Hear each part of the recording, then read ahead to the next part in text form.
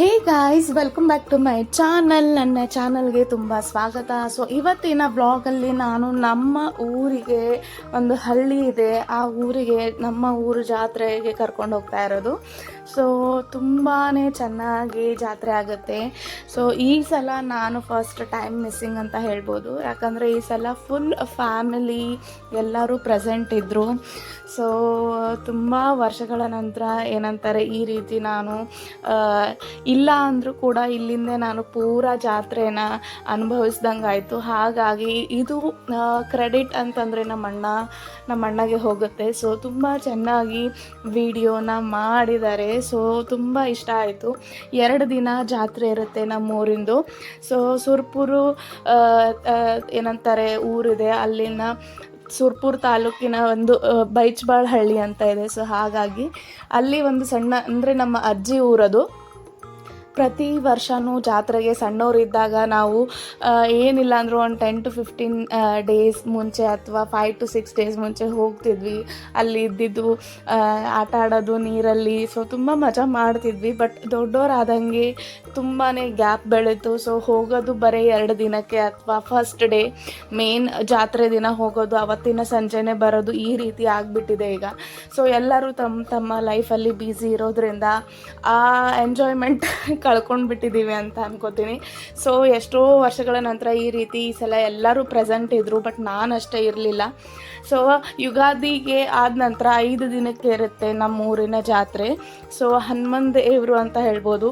So ತುಂಬಾ ಒಡಮೂಡಿದ ಹನುಮನ್ ದೇವರು. So ಇವತ್ತಿನ ಹನುಮ ಜಯಂತಿ ದಿನ ನಾನು ಈ ವ್ಲಾಗನ್ನು ಶೇರ್ ಮಾಡ್ತಾ ಇರೋದು. ಸೊ ಅದರದ್ದು ಡೀಟೇಲ್ಸ್ ನನಗೆ ಅಷ್ಟು ಗೊತ್ತಿಲ್ಲ, ಬಟ್ ಇದು ಒಡಮೂಡಿದ್ದು ತುಂಬಾ ಜಾಗೃತವಾದಂತಹ ಹನುಮನ್ ದೇವ್ರು ಅಂತ ಹೇಳ್ಬೋದು. ಸೊ ಆ ಹಬ್ಬದ 5ನೇ ದಿನ ಏನು ಜಾತ್ರೆ ಇರುತ್ತೆ, ಅವತ್ತು ಮಾತ್ರ 2 ದಿನ ನಮ್ಮದೇ ಪೂಜೆ ಇರುತ್ತೆ.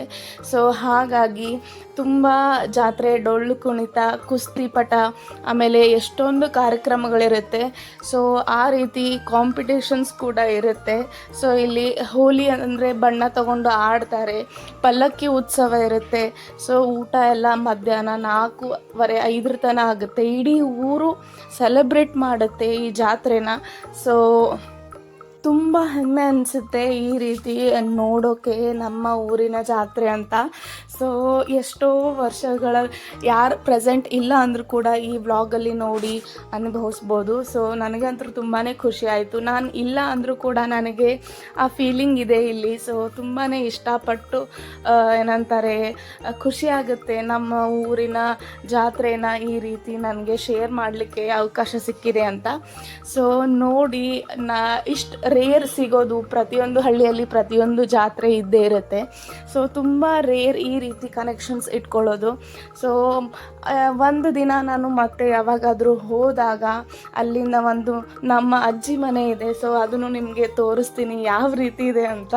ಸೊ ಹನುಮನ್ ದೇವರು ಒಡಮೂಡಿದ್ದು ಅದ್ರ ಬಗ್ಗೆ ನಾನು ಡೀಟೇಲಾಗಿ ಮತ್ತೊಮ್ಮೆ ಸ್ಪೆಷಲ್ ಆಗಿ ಒಬ್ಬರಿಗೆ ಕೇಳಿಕೊಂಡು ಪರ್ಫೆಕ್ಟ್ ಆಗಿದ್ದನ್ನು ಹೇಳ್ತೀನಿ. ಸೊ ನೋಡಿ, ನಮ್ಮ ಊರಿನ ಜಾತ್ರೆ ಹೀಗಿರುತ್ತೆ. ಸೊ ನಿಮ್ಮದು ಹೇಗಿರುತ್ತೆ ಅಂತ ನನ್ನ ಜೊತೆ ಶೇರ್ ಮಾಡಿರಿ. ಸೊ ಮತ್ತೆ ನಾನು ಮುಂದಿನ ಬ್ಲಾಗಲ್ಲಿ ಸಿಗ್ತೀನಿ.